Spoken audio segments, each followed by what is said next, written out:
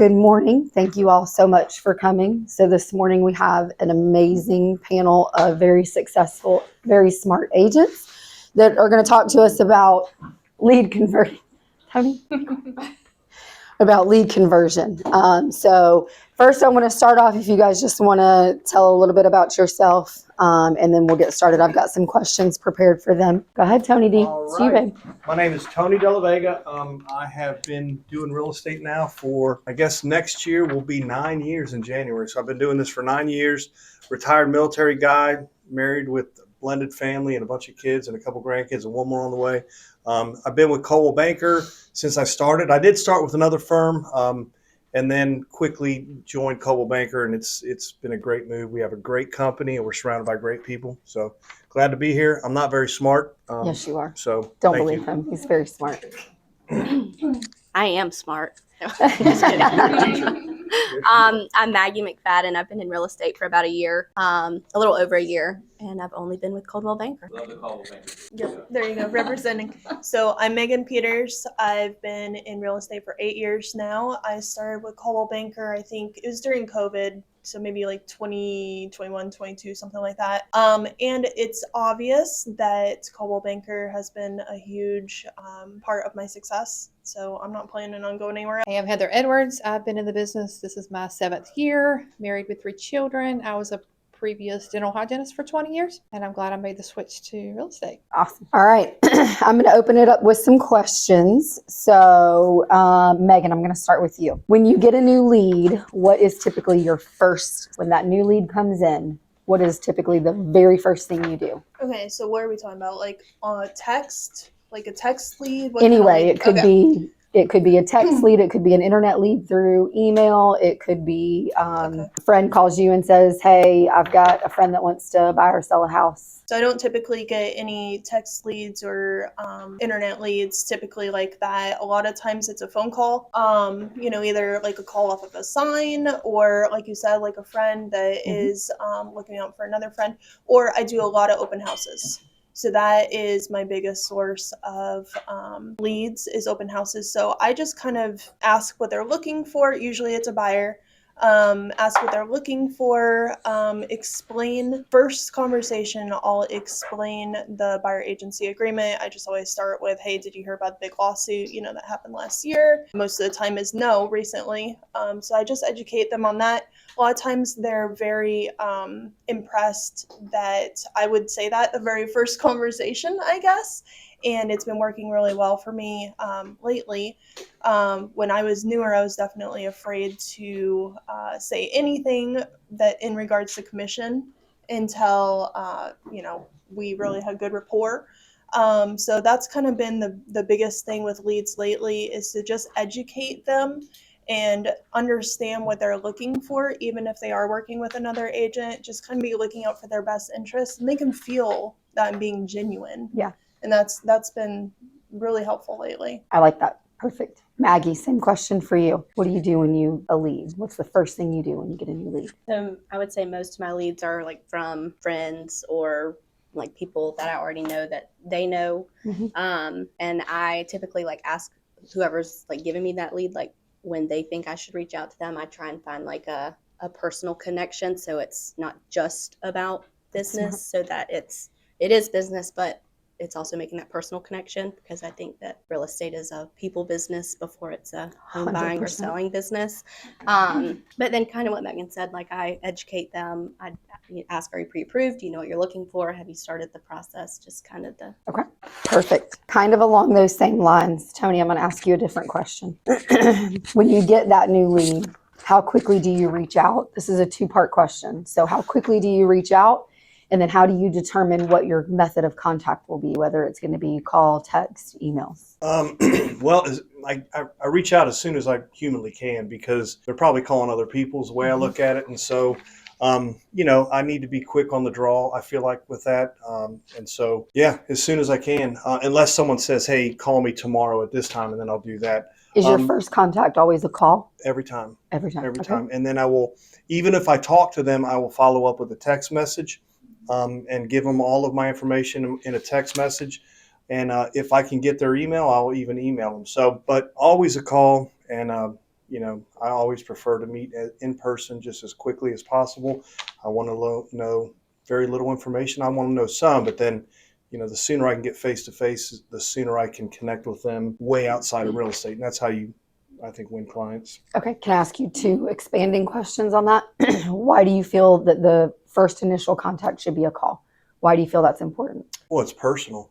Yeah. You're somebody. You're not just a robot. You're not just a text. Yeah. I'm a little bit old fashioned. I know a lot of folks like to communicate a lot of things in text, and that's fine. But that initial contact should be face to face or on the phone. I think every time. I like it. Perfect. Yep. Heather, same question for you. How Okay, quickly do you reach out? I'm with Tony as soon as possible. A lot of times I will quit what I'm doing to make that call or text. And so a little bit different with Tony. I definitely prefer a phone call, but depending on where the lead comes from, if it's like a relocation lead, it'll tell you their preferred method of communication. And sometimes it says text message. If it doesn't have, I definitely do try to make that phone call first. And I also follow up as soon as I hang up the phone and just say, great talking with you, or, this is Heather Edwards with Coldwell Banker. But yeah, I try to reach out immediately and preferably by phone call. Okay. Let me ask you another question. So you get an internet lead that comes in at 8:30 at night. You're laying in your bed, you're reading your book, you're watching TV with your husband, or you get, your previous client texts you at 8:30 at night and says, hey, my cousin's brother wants to buy a house. What do you do with that lead at 8:30 at night? Okay, so if it's a friend texts me and says somebody wants to, buy a house or whatever, I will usually ask, do you think it's too late for me to call them? So it depends on the circumstance, I guess, with that. Mm-hmm. I mean, I will return a phone call at 8:30. Usually like 9 o'clock is my cutoff. But, as realtors, we're kind of always working. Yep. Sun up to past sundown. So it just kind of depends on the situation, but I will not ever make a call past 9 p.m. unless some people, work different shifts. So you have to reach them later. But depending on, who it is, if I'll call them that late. Awesome. All right, Maggie, what systems or tools do you use to help you stay consistent with follow-up? So I know a lot of people have, myself included, have issues with being consistent in follow-up. What are some tools or systems that you think help you to be consistent with your follow-up? My notes app on my phone has like 700 notes. Okay. So I could be more organized in this, but I don't know. I really go through my notes on my phone. So record it there, but also sometimes, are you talking about past sales or? Both. So a lead that's unresponsive or your previous clients. Okay. Or your database. Well, for previous clients, I just go through my SkySlope every few weeks and I'll just scroll and say, oh, I haven't talked to them in a while. Text them, call them, send them a Starbucks gift card. So you kind of use your SkySlope as a CRM. Yes, but for leads that I am trying to get to contract, I will, anytime I see something in the MLS, once or twice a week, I'll just send it to them and say, hey, still thinking about you. I'm still here. When you're ready, let me know. Because I think in this market too, you run into one of the situations I'm in right now. He's in the field a lot with military, so he's not really available a lot. But just me being consistent, whether he responds or not, until he tells me to stop responding to him. Yeah. I will once a week just send him something hope it's all going well. But text usually just for the follow-ups. Yeah. Tony, same question for you. What systems or tools do you use that you think helps you stay consistent in follow-up? So for past clients, of course, I have a database, a CRM. Mine really is kind of basic. It was a spreadsheet. It was a good spreadsheet, and then it got put into Bold Trail. And so I do have that list, and I do from your friends, and I kind of rotate the population of who gets those. And from your friends is just a great touch point, and it's not that much money. And then I do Christmas cards every year. I do Christmas cards, and in there I put a little magnet. And what's amazing to me, like a magnet calendar, is how many homes I've gone into years later, and my magnet's on the fridge. It's the craziest thing. So that's kind of how I keep up with past clients. And then every now and again, I'll have an event, a social event, and I'll try and invite as many of them as I can, and just to stay connected with leads, potential folks, many different ways in my mind. I'm just trying to remember it there. But if I can get them to the point where they're in an email, if I'm sending them listings, if they're buyers, or if they're a potential listing. I use Outlook, so I don't use Gmail. I use like real Microsoft Outlook, and I have a listings folder and I have a buyers folder, and in there I have potential listings and potential buyers, and I put their names. And so I scroll potential buyers and potential listings, and then once they're a real buyer under contract, then I put them in an under contract folder or an active listing folder. So my email and the way I have it organized is a incredible way for me to track everything. And then some things go dead, and then when they go dead, I put them in inactive because they're ghosting me. I know it's over. So that's what I do. It's pretty smart because you're going to be in your emails every single day. Mm-hmm. So having it organized with those folders to keep you on top of your follow-up, that's pretty smart. I told you were smart. Do either of you have any tools or systems to add to that? So I also have Bold Trail. So Bold Trail has a reminders, like you can put tasks and it'll like remind you when to do it. You can put like the date and the time. So I use that a lot. And this year I transitioned to doing a lot of handwritten notes, and I made an Excel spreadsheet. Well, I guess a Google spreadsheet now. That has Mother's Day, Father's Day, Veterans Day. I'm even doing Thanksgiving, just like a thank you card, Christmas, their birthdays, the kids' birthdays, house anniversary. Number one, most important, handwritten cards. So they're getting one every couple of months, handwritten card that's from me. And then like the kids' birthdays, I'll do like a little like Chick-fil-A or Starbucks gift card or something like that. And then text messages for the holidays. So I used to text them on the holiday, like on Christmas. That sucked. My entire Christmas was texting 50 people, Yeah. So I stopped doing that, and then the handwritten notes, you know what I'm saying? So, I mean, just all the holidays, you don't want to spend your entire time texting. I did try doing the scheduled text, and most of the time I'm in Iowa when I'm in the holidays. And one year I had all the scheduled texts and there was no reception and I didn't know it. And none of them went through. So Christmas, I'm again texting everybody. So yeah, that's so I feel like you stand out, like it may be kind of old school, but like my grandparents, for instance, they're getting to be too old where they can't write the handwritten notes, but they absolutely love receiving it, and like whenever I get an envelope that's handwritten, even if it's like so that I can try to make it as personal as possible. It gets really, really difficult over time. But with the leads, text, always follow up with text as much as possible. But I'm always trying to remember like a touch point that is specific to them. So that because in the age of AI, you don't want it to just seem like you're a robot. You want to actually seem like you're a real person.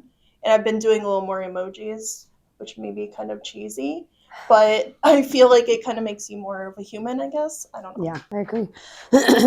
No, I open it up every now and again, just randomly, and I just open because I expand it. If I had it expanded, it would take up. You'd have to scroll. So I collapse that folder, and then every now and again I'll open it up and I'll look and I'll go, who might be someone I need to talk to because I just need to touch base with them. So no schedule, just every now and again. If I'm not doing something. So in my downtime, and I'll do it. Go ahead, Ashley. I just want to comment back on the handwritten notes. Tony and Kate are actually my team leaders, and they recommended that I do that, and I started doing it, and the amount of feedback is like, they'll send a text and they'll be like, that made me cry, thank you so much, like I really needed that, or just something uplifting, like if it's just your sphere and they're not actually like house hunting, hey, just thinking of you, like, hope you're having a great day, thanks for supporting me in my business, can't wait to see you at church. Yeah, it's been really fruitful. It's powerful. Yeah. If anyone is not doing it, I recommend it. It takes some time, but For those of you that don't do cards, I bought like a card box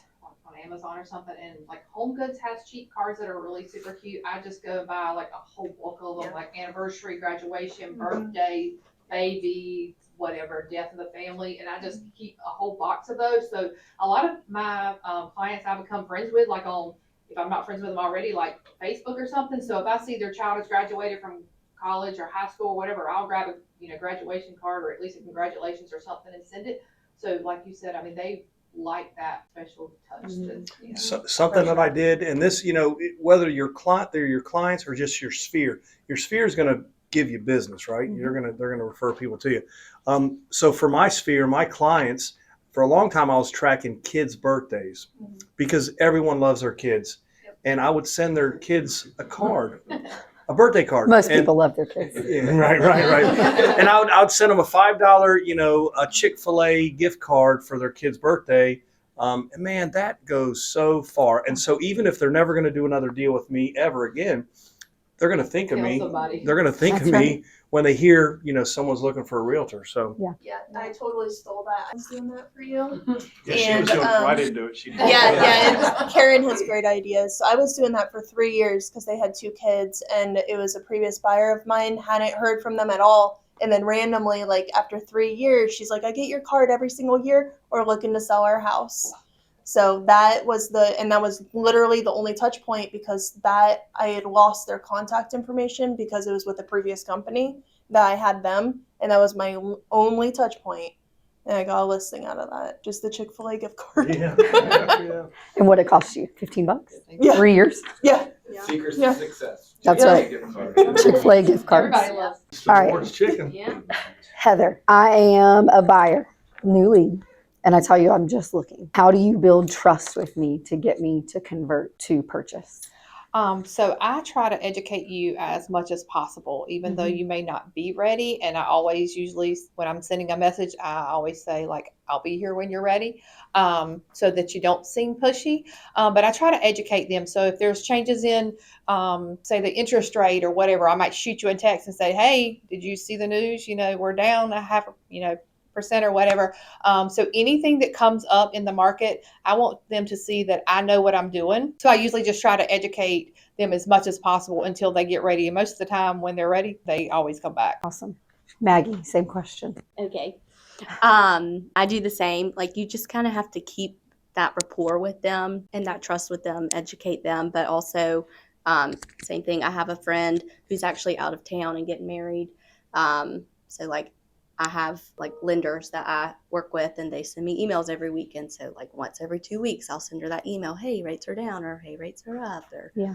How are you doing? And so Basically what you just basically what I just said, but also like being, I've only been in real estate for a year. So sometimes it's still daunting and like, oh, I don't want to be pushy. But she's been successful in her year. Okay, go Oh, ahead. thank you. So sometimes, like I said, you're a realtor, but you're also in the business of people. So sometimes just calling them and saying, how are you doing? Or I saw on social media, you just went to New York. How was that trip? And, throw in, oh, well, are you still looking? What's your timeline? I'm still here for you, but more so just be like their friend and an acquaintance and a person they trust first. So I like that. If you see the consistency in Maggie's responses, she is all about building that relationship with them, being personal with them, making connections with them to help build that trust. And almost every one of her answers, that's pretty much been the basis of it. Well, and that's where majority of my leads have come from. Like, I feel like I work hard to be everywhere. Like, I joined a board with the gardens. I got like a fun part-time job that is flexible with me and my schedule, and like in Haymount. So I see a bunch of people in the community. So like, I'm touching them in a lot of ways, besides like I send handwritten cards after I see them at Betty Kelly's. Like, oh, it's so great to see you. You look great in that pink top. Can't wait to see you again. Like, just you have to be that's my strategy, at least. Like, you have to be out with the people and touch the people and make them feel important. Yeah. Megan or Tony, anything to add to that? Yeah, about building trust. I don't know. Some of you I don't know in the room, and I don't know how much business you've done. But if you're new and haven't done a lot of business, it's hard to be the subject matter expert, right? But you have to fake it till you make it. You've got a license. You're around a lot of really smart people. You have to fake it till you make it. Hard. And that is not to just give answers that you don't know about, but you have to be prepared in every interaction. You have to kind of do a little bit of homework so that when you show up, you have information. You're a source of value. And it's not all about real estate. You got to be professional, be a source of value, but you have to connect outside of real estate. If all you're talking about is real estate, you're just another realtor. Even though you know a lot, or you think you know a lot, you're just another realtor. You have to connect. And a lot of that's just listening. Let them talk. Listen as much as you can, because they will drop nuggets about their personal lives and their, and so You pick that nugget up. pick that Yeah. nugget and connect on it. Because once you connect outside of real estate, you've got a client. If you connect just in real estate, you're just a realtor. Connect. It's all about the connection. To Tony's first point, fake it till you make it. It's okay to not know an answer to a question, but be confident. So if someone asks me a question that I don't know the answer in, I'm still going to show my confidence. I'm going to say, you know what, Crystal, I'm not sure of that, but I know someone who knows that answer, and I will have you that answer by this evening. Be confident in your response. You're not going to know everything. 15 years in, I don't know the answer to every question clients ask me, but I know somebody who will know the answer.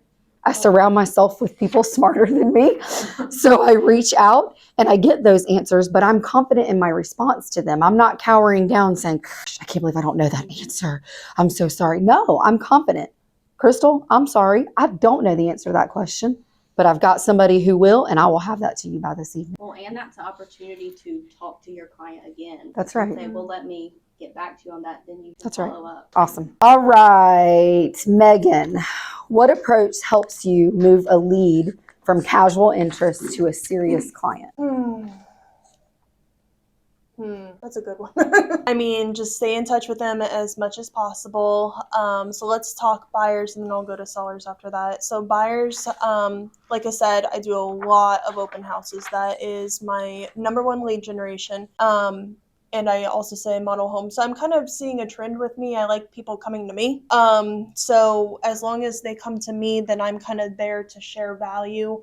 If it maybe is just a casual buyer, I'll get their information. I won't push them at all to like get their name and phone number. I'll try to see if there's maybe some information I can get back to them on, and then, hey, can I get your info? So then they're willing to give me their email address and their phone number. And then I always leave the conversation with me having a task to do, right? Like, oh, okay, I'm going to send you some houses, or I'm going to touch you with a lender or whatever. And then after that, then I just kind of stay in touch as much as possible, at least once a week, in the beginning, once a day, hopefully. And then once they are ready, then I'll educate them again on the Can I pause you there? Mhm. So how long do you touch them once a day?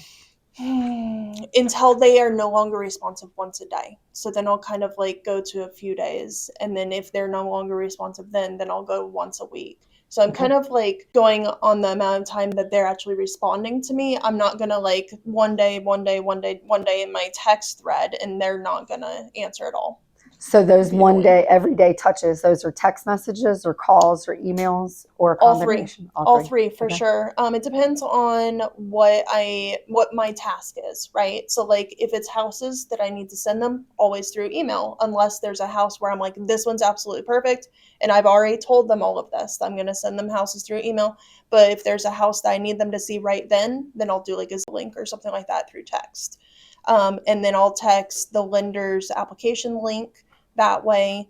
And then after I talk to the lender to see if they got the application link, then it's always a phone call on like, okay, we need to work on your credit a little bit more, or, we're good to go. So then at that point, then I move forward, reiterating with the buyer agency agreement when they're ready to look at houses. Is that good with buyers? Yep. Okay. So then with sellers, with them, then I kind of do houses in their neighborhood. I do an initial CR or a CMA.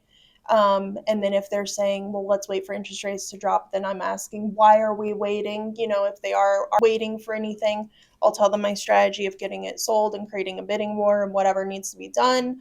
But I need to find out what their number one goal is. Is it to get the most money, to sell the quickest? What is their goal? And then I strategize based on that. And then that obviously it kind of creates its own timeline as well. But if they are buying and selling at the same time, then I'm going to make them feel comfortable that they can do it at the same time. I know this is a very long-winded answer, but It's gold. It's cold. That's right. well, good. Okay. So, but I mean, long story short, you just kind of are seeing their timeline on both ends and going with as quickly as they want to move. You don't want to be pushy. Right. Because if I've learned if I need that commission check, they know that. Yeah. They know that. So if I am looking out for their genuine best interest, they can also sense that. And then they kind of, it's like a magnet. Yeah. That's how I feel. They're kind That's of a perfect segue into my next question I've got for Tony. How do you balance persistence without coming across pushy? Thank you for leading me right into it. Yeah, I never come across pushy. That annoys the hell out of people. We all know because we've experienced it. The used car salesman. Yeah. So I just kind of see it as everyone has a forcing function. We're not making someone buy or sell a home. It's their Say life. that again. Everyone has a what? Forcing function. Everyone has a forcing function. I like So if you listen, if you really listen, you'll pick up on what their forcing function is because they're going to sell on their timeline.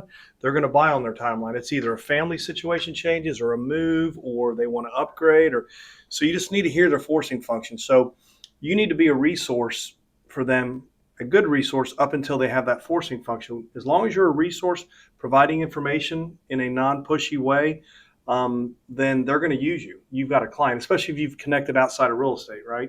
But yeah, just pay attention to the forcing functions.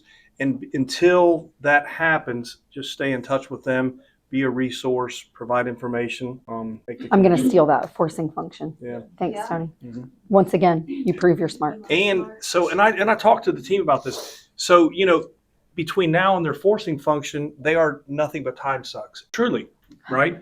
And so find a way to still be relevant to them without wearing yourself out because they will have you show them every house under the sun. But if there's no forcing function, you're just window shopping and you need to know it. So use your time wisely, pay it and pay attention. You'll pick up what their forcing function is and when it is. But don't lose them because I have had many clients that I knew they weren't buying a house. They were going to at some point, but I would go and I would show them every now and again, but I didn't drop what I was doing to show them houses. So just pay attention to their situation. Heather, anything you want to add to that? How do you balance persistence without coming off pushy? I know Megan was saying that she connects every day, but I don't connect as often as she does, because I have had experience where people felt like that was pushy to them. Everyone is not like that, so it works for some people. You kind of have to figure out the client. I usually try to send something every few days, either a call or a text, while I'm trying to convert someone.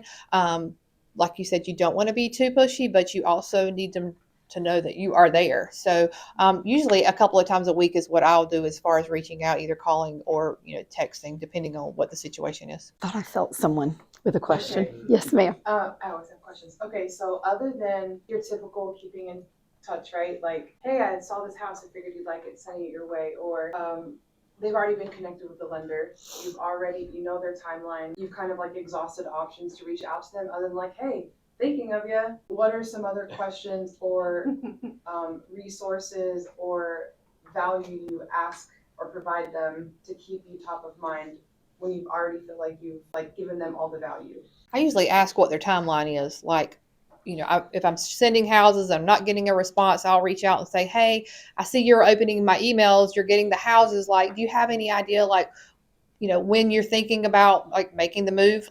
You don't want to send pushy, but you also need to know. And then sometimes I'll say, hey, I know you guys are off on the weekends. Do you have any, time available on Saturday? Would you like to see homes on Saturday? Sometimes you have to be the instigator to make that appointment, because they won't reach out sometimes, depending on, again, the situation. But sometimes I will actually say, hey, I have a time available Wednesday afternoon, Saturday morning, or Monday, whatever, are any of those times available, for you to see homes? Because if you keep pushing stuff and they're not reaching back, sometimes they need that extra little push if they've already been pre-approved, because, the pre-approval is only good for so long. So, I usually remind them of that, to try to give them a little extra push to get.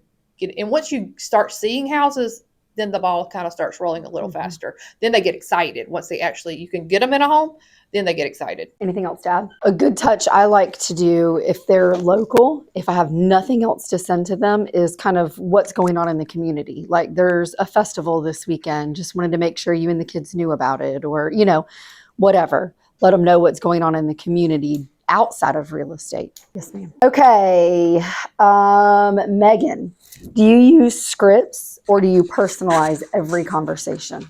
So when I was new, I tried scripts and it failed every time. And the reason being, even though I tried to personalize the script, so this is before ChatGPT existed, okay? So if you do it with ChatGPT, it's going to customize it to yourself. So feel free to use scripts. But every single one that I could find, on Google, that's like, especially, okay, let's say like a floor duty call. That's like a perfect example, right? And we even have kind of like a script up there for floor duty, right? So they're like, hey, I'm interested in buying, this is what to say, all that stuff. So I started doing that. Horrible. The first thing you need to do is have rapport with them. See where they're coming from, if they currently live in Fayetteville, if they have kids, what are their needs, what are they looking for? You have a general idea of the questions that you need to ask them, and budget is usually one of my last questions because that can be kind of tricky. And then after I ask budget, then I ask, like, are you speaking to a lender? Do you need to do financing? Things like that, because those are usually the touchy ones. And then the very last question, are you working with a realtor? Always last. Scripts are almost always at the top for, are you working with a realtor? Can I ask why you do that? You do that question last. Because at this point, okay, so like when you're going into an open house, you don't want to first thing be guided to, hey, give me all your info. They're going to immediately put, yeah, I'm working with a realtor because I don't want to deal with you. So you want to get to know them as a person, then they, feel comfortable with me, and then they're more likely to actually tell me the truth versus like, oh, you're just a salesy person. I'm just going to, no. I just wanted to see this one house. Good job. Awesome. Yes, I was going to ask Okay. if you had anything to add. So to piggyback off and kind of circle back to you saying, like, we have great resources in Coldwell Banker. I'm not a script person. I was a teacher and I quit because they were like, here's your script, teach your class. And so I left. But like, I would call Mike a lot, or I'd call Alex McFadyen a lot, or like my dad is in commercial real estate. So I would call them and I would say, I have this person, I'm going to call them. Can you tell me how you would say it? And like, I would listen to somebody do it to me. And then I would take points from there. And then I would call my best friend. And I'd say, okay, I'm going to practice this on you. Because we never practice on our prophet. Yeah. We practice on our best friend, not our prophet. So bless Emma. But like, use the people that have been in it for a long time and are good at it. Alex is great at real estate. My dad is great at commercial real estate. Mike was the trainer at that point. Like, he was great at it. And that, hearing it from different people made it easier for me to say, oh, I like that. And, oh, I like that piece. And I like this. And I'm going to add this Maggie spin on it, and kind of, so just use your resources, because we do have such good people in the business at Coldwell Banker. I like it. Perfect. Tony, you use Bold Trail. Do you use drip campaigns in Bold Trail? I have Bold Trail. I'm not really good at Bold Trail is where all of my stuff is. So no, personally, no, I don't do anything. Megan, I know you have Bold yeah. Trail. Do you use drip campaigns? No. No. Is there a reason why we're not using drip campaigns? Okay. What are your thoughts there? They are very scripted. They're very scripted, and people can tell. And in the beginning, if you're partnered with a lender, right, on Bold Trail, it was KB Core at that point. Even if you already spoke to the person on the phone and figured out the whole lending situation, the very first thing on the campaign is, hey, talk to my lender, get pre-approved. Mm-hmm. Again, it's a touchy point. People don't want to be pushed around when it has to deal with like financing and stuff. And I just felt like I couldn't customize the campaigns enough to seem like it might actually be me, that I completely deleted all of them. I don't even subscribe to text or anything. I'm actually working on unsubscribing everybody, because I found out that It sends auto text. it sends auto text for birthdays, and I'm like, what the heck? Like, I have this client that I've had for 8 years, and they're getting a random text from a phone number saying, hey, this is Megan Peters, I'm wishing you a happy birthday, are you doing anything today? So I'm like, delete, take everybody off of this, because it's not personal, even though it's meant to be. It's just, we're not there yet on like the AI level, I think, of Bold Trail. So overall consensus goes back to making it personal. Okay. Mm-hmm. I want every one of you to answer this question, starting with Heather. What daily habits do you have that keep your pipeline moving? So I'm kind of old school and I like paper. So I have lots of sticky notes in calendars to remind me to either touch back to, whoever, whatever I'm looking for that week. So I either do reminders on my phone like Maggie. Lots of reminders on my phone that I can just delete, because I like at the end of the day not to have anything on that to-do list, or lots of sticky notes. So I find myself making lots of notes. So reminders. Lots of reminders. Reminders.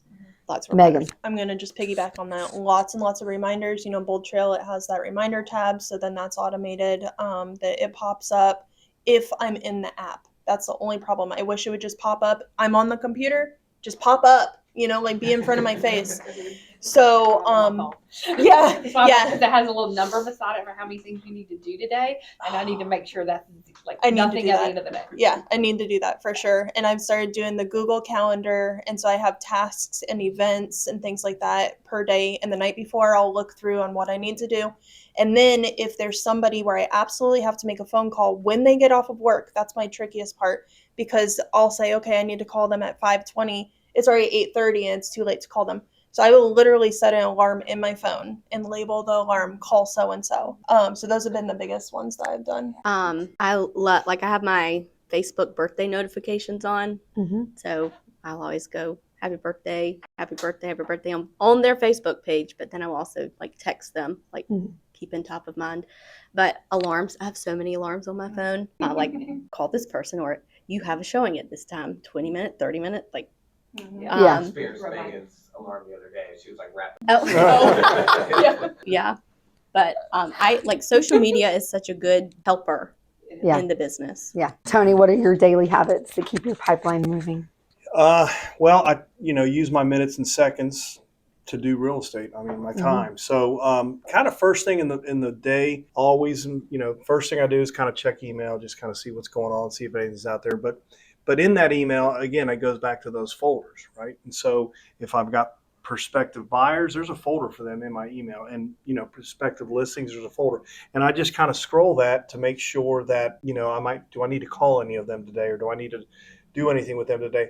And if I have met a client, a potential client, a buyer or a seller, I'm old school. Of course, they're in the email folders, but I also create a paper folder, like a manila folder, and I put their name on it, and I have a stack of buyers and sellers, and I look at those. And every now and again, I will just, because sometimes you touch base with folks, it might not be 3 or 4 months before their forcing function happens, 6 months, a year. But I've got a folder, and a paper folder and an email folder, and I look at both of them. Every now and again, I'll just go through my paper folders and go, who haven't I talked to? Is there forcing function coming up? So that's how I do it, and it has worked for me. So do any of you have specific times of day or specific day that you dedicate to lead follow-up and lead generation? I do not. My Because I mornings. think every day Mornings. looks a little different for First thing. real estate, depending on what you have scheduled. So Depending on, if you have showings first thing in the morning, then obviously you can't keep it scheduled. So I do not. I would like to piggyback on your system of emailing. If y'all don't have a system of emailing, mine is very similar to Tony's. I have a closed folder. So once somebody has purchased, you go to the closed folder. So like if you're looking to touch with somebody, you can just literally go by the list. If you're wanting to send out cards or whatever, I have an inactive folder. My inbox has very few emails in it, because once it's a completed task, it goes into their folder. Like if they're pending or whatever. So like if I have a due diligence request that's in there and I'm waiting for, like someone to go out and give me prices or whatever, that stays in the inbox. And then once I get that due diligence request completed, then I add it to their regular folder. But that's one thing that I also do every morning, is I do look in my inbox to see which one of those tasks needs to be completed. So that kind of keeps me on track as far as keeping things on the schedule. Awesome. Yes, ma'am. So email question, when are you using Outlook?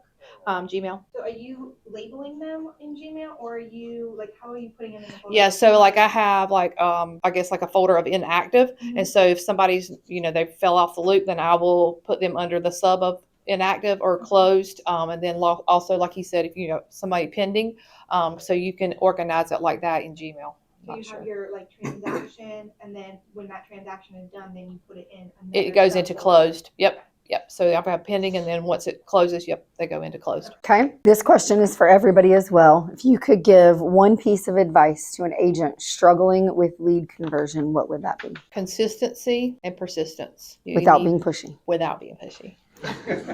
Megan. Well, okay, so if you're having a hard time converting a lead, but the lead is responsive, I feel like maybe you don't have all the information you need. Go ahead and call them, kind of start again. Like if you're sending them houses and they're just not seeming very interested, call them and say, why are you not interested in these houses? There's so many houses on the market right now.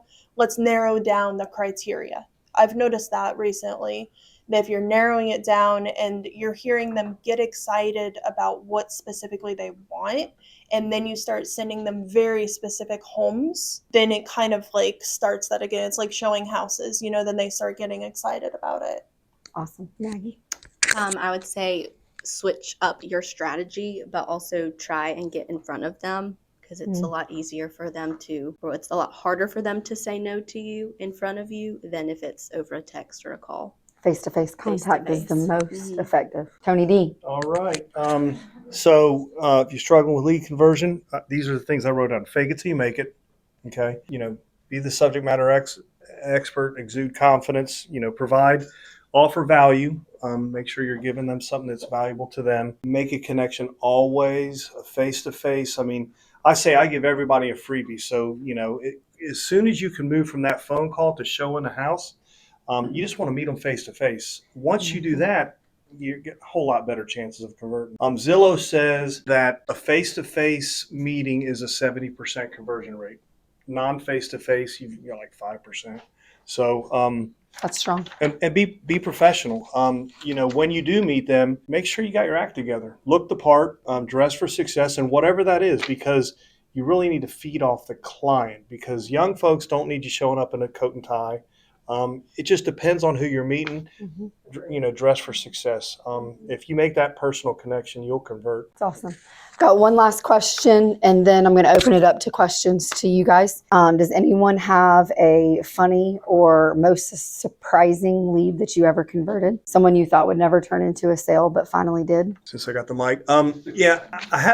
I met a buyer out at some land I had for sale, and we talked for like 4 hours right there at the land, because they love to talk and they wore me out. But, I had time, so I did it. And over a couple years, every now and again, they'd want to go see something, and I would show it to them. I never took them real serious because they were looky-loos, and I knew that. But, if I had free time, I wasn't doing anything. If I wasn't closing a deal or going under contract, I was like, all right, might as well go meet them. And I did this for 2 or 3 years. They had a forcing function. They wanted to move their daughter into a different school district, into another town. And I got to list their house. It's the most expensive listing I've ever listed, $875, and sold it for that. So that was the most surprising, because I just didn't know if this was ever going to turn into something. And now, oh, by the way, they've given us their mom's listing. Zach sold one, and he's working on another one. So if you got minutes and seconds, if you aren't doing something, if you want to make money in this, work it like a job. So if you got minutes and seconds, go do it. I don't care if they're not going to convert to business now. You never know when they'll convert. It was my very first transaction ever, actually, and it was during the 30-day challenge last October, and it was, call up for sale by owner. I said, okay, I'm sure everyone else in this challenge has already called this listing. And somehow I got it. And he actually told me, he said, I've had like 7 Coldwell Banker agents call me today. Oh, no. How long have you been in the business? And I was just honest. I said, I'm new, but I'm motivated. Let's negotiate commission. So I kind of negotiated my commission down. I said, I have, I used the Coldwell Banker stats, because at this point I didn't have any. And he just appreciated the transparency and I guess the fake it till you make it attitude that I had. And I put it on the market. We had 6 showings in the week. Second week we were under contract, and it was like a 30-day close. So That's awesome. it was super cool, but I don't know how I won that one. That's awesome. Either of you have anything? I don't have anything about converting someone, but I do have a fake it till you make it. My very first client she called me up. I had literally just started. Mike and I were over it. And she called, she's like, hey, my brother said that you clean his teeth and that you're an amazing real estate agent. And I'm like, yeah, of course. Yeah, I am. Of course I am. And she's like, I've got some houses and I want to buy a house. And I was like, oh shit. Like, I did not even know how to schedule a showing at the time. And so she literally texted me all these houses she wanted to see. I went to Mike in tears and like, I don't even know what to do.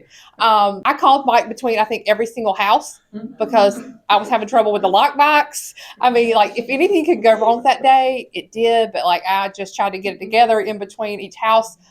She wanted to make an offer that day. I mean, she was ready to roll when she called me. I stayed on the phone with Mike all night. I think Becki came to my house and helped me too. Like, it was definitely a team effort. So for you new agents, I mean, she never knew that that was my first sale until after it was over. And I told her, and she was like, I would have never. She faked it until she got in the car and called Mike crying. Yes. Yes. So in front of the client, act like you got it together. And then you can call Mike or Becki or somebody. But yeah, I mean, definitely fake it till you make it. She has sent me several clients since then. So, and I do still send her things. She had a baby not long ago. I took her a baby gift. And so that will she'll continue to send me more people. That's awesome. All right, what questions do we have? Yes, Erica. I feel like we talked a lot about leads that you may have more knowledge on, or you've already know them somehow, that sort of thing. But what, or I guess, do any of you have success in the internet that you know that they're buying or they're selling, or potentially they came in, you know their name and a telephone number, and maybe they don't pick up on that first phone call? Eeny, meeny, miny, mo. I do try to find a way to talk to them. If you call and they don't answer the phone, I'll shoot a text and say, hey, Miss Smith, I tried to reach you by phone, but, you know, I didn't get an answer. Can you please give me a call back? Or, you know, what's your schedule like so I can call you back? So I try to at least send a text message and try to get that phone call in. And then in the phone call, you can probably get some personal information, like, why are you coming to Fayetteville? What's bringing you here? Like, is it a job? You know, whatever. Or if they're leaving, you know, that's usually something else you can get from personal stuff. So usually get that connectivity with them. I guess also to go on my question, say it's an internet, and they don't respond. How long are you, without being pushy, because we talked about that, are you trying to follow up? Or do you have any tricks to get them to respond to you or answer the phone? I usually say I have to do it if it comes from relocation. Sometimes I'll say I have to do an update for my office. Please let me know either way. Because if I get somebody that's not responding to me, I usually will say, please let me know either way. You know, if you're still looking or not. And usually they'll respond to that if you say you have to do, because I don't want to say, sometimes I'll also say, I don't want to keep bothering you if you're not ready to, you know, move on or whatever. So if they don't want to move on, they'll reply usually. Tony, I think you've probably had experience with internet leads. Mm-hmm. Yeah. What are your thoughts there? How do you get them to answer the phone when they're not answering the phone? I don't have any magic tricks for that. No easy button? Yeah, I think, you know, a lot of it comes down to how busy you are. How much other business are you doing? What are you prepared to chase? If you're not doing any business, you know, you may want to give them a chance 3 or 4 times. And if they don't respond, you know, for me, with my business right now, I probably go twice. I'll probably do all 3 forms of communication: text, email, and phone call. If I've done all 3 of those twice and they haven't responded, they don't want to talk to me. They've found someone else, and I kind of move on. For folks who may not have a big book of business and may not be so busy, you know, give them twice. I would do that twice within 2 or 3 days of each other, and then keep track of them and hit them up, you know, periodically. Just, you know, splash them a note, you know, once a month at that point, or, you know, every now. We have a Zillow list of folks that have contacted us in one way or another. And so we have a ton of Zillow contacts that over the past 3 or 4 years, some of them have worked with us, some of them have gone silent. We did an exercise months ago, and we went through all these old Zillow contacts that we haven't talked to in a year or two, and I think you got a deal out of one, right? Yeah, closed, right? Yeah. So don't lose track of those contacts if you've got the time and a mechanism to keep track of them. But you don't want to be pushy, because if they haven't responded in 2 times within a few days on all forms of communication, they're not wanting to talk to you. So, Ashley, is that how you would handle, like, say you meet them face to face, you did a showing for them, but they're not moved, so you send them to a lender, and then they go ghost? It happened to me 3 times, back to back. They follow up with their lender and see why. The lender reaches out and they don't reach out. They're like, usually they I'll send an application. And people are funny. When I got into the business, you know, there was a term I didn't like it. I still don't like it, but there's some truth to it. Buyers are liars. and sellers are too. Yeah, and sellers are too. But protect your time, right? I mean, do the things. You're good. Be confident. Like you're good. You're as good as they're going to get. And if you've offered your services a few times, and they're just not communicating with you, save your time. Put them on the back burner. 6 months, randomly reach out. Every now and again, they're going to be like, oh yeah, you know what happened? I went TDY and blah, blah, blah. And then boom. So I don't know. Yeah, if you hear what Tony said, he didn't trash any of them, right? He didn't just say, bad lead, bad lead, bad lead. It may be 6 months. It's got a folder. They still exist. They might have a call night. Mm-hmm. He's not trashing anything, though, especially if you're new. Like Tony said, if you got the time, lifespan of an internet lead can be 18 months. Mm-hmm. Now, you got 5 closings this week. You're good. You're good. But notice what he said, though. He didn't trash anything. Any other questions? Yes. One, Tony. Any networking event I go to, Tony's there. If you don't mind, I mean, for the group, I think networking is one of the most underrated, maybe and most intimidating networking lead strategies out there. Can you talk about how you integrate that in your business? And I know it's natural and genuine with you, but there's still a business aspect to it. Why and how? And if you just want to talk maybe about networking a little bit, because again, I'll go to anything. Tony's there and he's working the whole room twice. Yeah, it's something that you have to be aware of and do it. I think, if you're a realtor, you should be a people person, because if you're not a people person, you probably don't need to be in this business, period.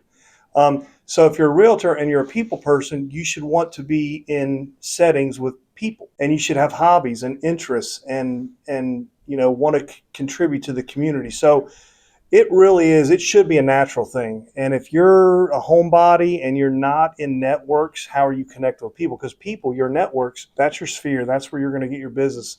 And so, and sometimes you have the ability, and it may not come natural. Well, put yourself out there, give it a shot, because you may have it. It may really be there with you, and it's worth exploring. But 100% get in networks. Last year, 2024, I was down. I did not do a whole lot of that. And this year has been a purposeful effort to get back engaged in the community and doing different things. And you can just tell. I mean, more business comes when you're engaged. I think Maggie can speak on that as well, because I think that was one of her goals, or multiple goals this year, was to get involved in certain things. And tell us how that's helped you. Yeah, so like if I ever meet anybody that I have known previously and they don't know that I'm in real estate, I feel like I'm not doing my job. So everybody should know that you're a realtor.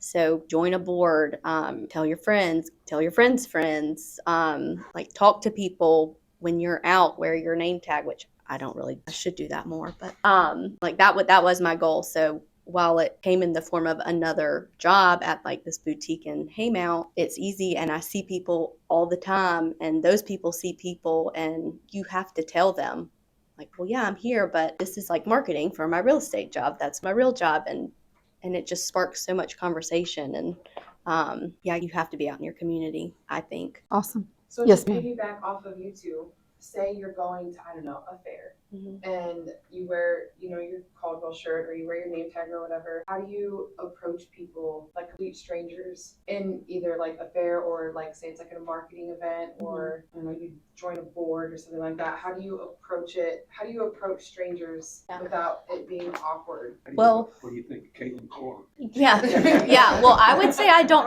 wear my name tag like to stuff like that. But I don't know. Hey, Becki, I like your shoes. Where'd you get them? Oh, belt. Oh, you know what? I was talking about belts with this lady I was trying to sell a house to last week. And then they know you're a realtor, and you just, even if you don't like the shoes, which I do. Yeah. How could you not like my shoes? You have to find something to talk to them about, and you have to find a way to talk about yourself a little bit. I still work as a dental hygienist here and there. And so usually they're like, I've never seen you here before. And I'm like, oh yeah, because I don't usually work here. I sell real estate.